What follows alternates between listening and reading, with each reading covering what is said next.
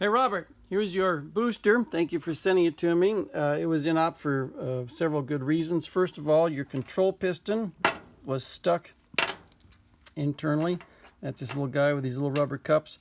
This is your actual fitting, and I substituted one that's in better condition. This one's got some corrosion in it from sitting too long. Here's the piston that goes inside the slave cylinder, and when I remove, this is the actual cup off of your piston, and when I removed the cup, it split. So it had its life expectancy had come, and it was time for it to be replaced. And as I mentioned earlier, the vacuum diaphragm, time to replace the vacuum diaphragm. This is called the heel of the diaphragm, and then these obviously are the lips that are supposed to splay out and catch the inside of the vacuum can.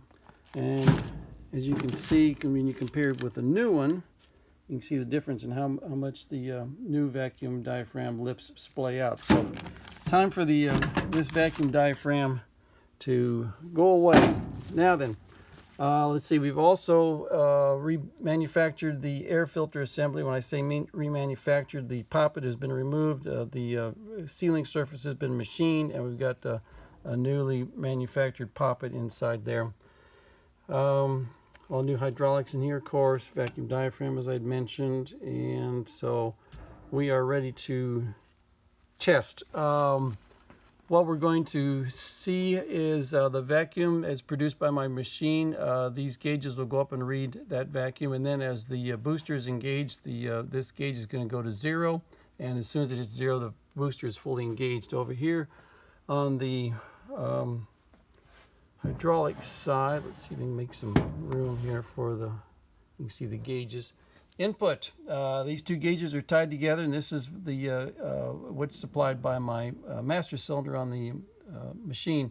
So this gauge goes up, maxes out, and this gauge reads final input pressure as supplied by the master cylinder. Output, again, both gauges are tied together. This gauge goes up, maxes out, and this reads final output pressure. This is a 3.7 to 1 boost ratio booster. It's a pretty badass booster. So 3.7 times 350, which will run you into the 1200 range on the output here. But without vacuum, the input is the same as the output's the same as the input. Without vacuum, the booster is inert, and I'll show you that right now. So we got 350 in, 350 out, 350 out.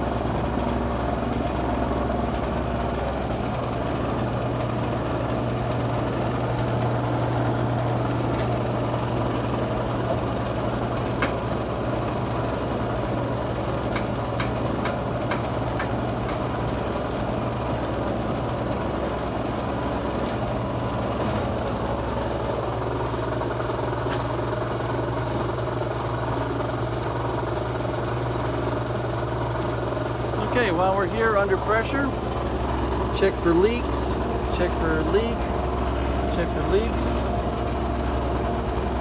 and we are good to go. This is a very good booster.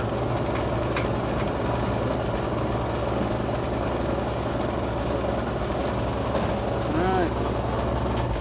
Thank you for sending it to me. You got a good booster here.